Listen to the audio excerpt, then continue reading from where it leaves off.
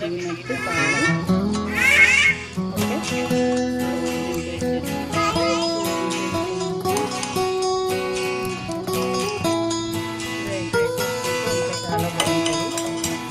కాలుతుంది. ఎన్ని కావాలి మృణాలి? చెప్పు. ఏంది ఇంతకు ముందు అడిగినావు?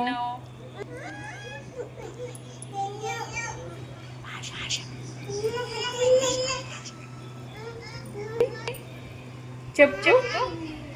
ఏంటి? పాయసమా చేయాలా? ఏం చేయాలి? వీటితో ఏం చేయొచ్చు చెప్పు. వీటితో ఏం చేయొచ్చు? ఏం చేయొచ్చు? ఏంటి? పాయసమా చేయాలా? తింటావా? సరే.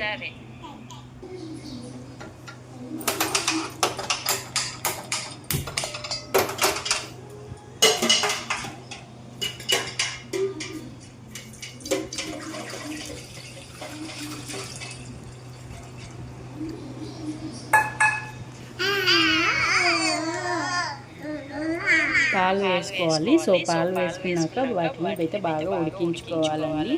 సో పాలు అనేది మీ ఇష్టము. సో నేనైతే ఇప్పుడు వేసినవన్నీ చిక్కటి పాలు, కొంచెం వాటర్ వేసాను అనమాట. సో మీకు అది కూడా కావాలంటే ఇదిగోండి ఈ గిన్నె అయితే వేసాను. సో అది ఉడికేలోపు ఈ సేమియా అయితే ఇవి వచ్చేసి చిన్నదండి, పాల సేమియా అంటారు కదా, అవి అన్నమాట. సో వీటిని నేతిలో అయితే వేయించుకొని పెట్టేసుకున్నాము. ఈ పాలు ఉడికేలోపు దీనిపైన అయితే మూత అయితే పెట్టేసుకున్నాం. చిన్న బాల చాలా బాగుంది కదండి, బుడ్డి బాల. సో దీంట్లోనే వేయిద్దాం, కొంచెమే కదా. ఇక్కడ చూడండి మృణాలి. సో నేనేమో ఇక్కడ చేస్తూ ఉంటే అదేమో పాల బుడ్డి తనదే కడిగేసాను, దాంట్లో అది మళ్ళీ క్లీన్ చేసేస్తున్నాను అన్నమాట. సో అస్సలు ఊరికేనే ఉండదండి, ఏదో ఒకటి చేస్తూనే ఉంటుంది. మీ పిల్లలు కూడా ఏంటైనా అయితే కామెంట్ చేయండి. చెప్పు.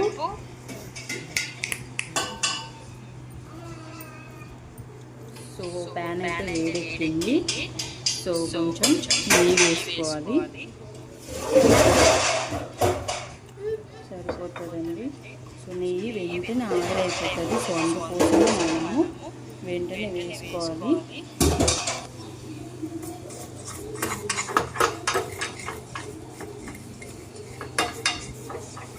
జరిగిపోతుందండి, చిన్న బాలే కదా. సో కలుపుకున్నాం ఫస్ట్ అయితే. సో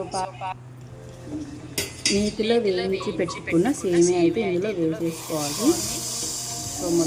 సో అవి వెంటనే ఉడికిపోతాయి కాబట్టి మామూలుగా అయితే చక్కెర అయితే లాస్ట్లో వేసుకోవచ్చు అండి. సో నేను బెల్లం వేస్తున్నాను. సో బెల్లం వేయడం వల్ల పాలు ఇరిగిపోతాయి కాబట్టి సో అది వేసి బెల్లం అయితే యాడ్ చేస్తున్నాను. స్వీట్కి తగ్గట్టు అయితే వేసుకోవచ్చు అండి. సో పిల్లలు కూడా తింటారు కాబట్టి నేనైతే బెల్లం యాడ్ చేశాను. మీ ఇష్టం అండి, ఆప్షనల్ అనమాట, షుగర్ అయినా యాడ్ చేసేసుకోవచ్చు. సో వీటిని కలుపుకోవాలంటే. సో ఈ పాలు విరిగితే ఎంత బాగుంటుందో, టేస్ట్ అయితే చాలా బాగుంటుంది. ఎప్పుడైనా ట్రై చేశారా అంటే చేసుకుంటుంటారులేండి. సో ఇంకా డ్రై ఫ్రూట్స్ కూడా వేసుకోవచ్చు. సో నేనైతే వేయట్లేదండి ఇక్కడ. సో మనకి అయిపోయిందండి, మనకైతే రెడీ అయిపోయింది. సో మీకు ఇక్కడ తెలుస్తుంది విరిగినట్టు పాలు. Okay, so దించేసుకున్నాము.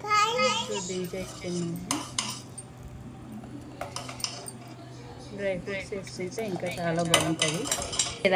కాలుతుంది.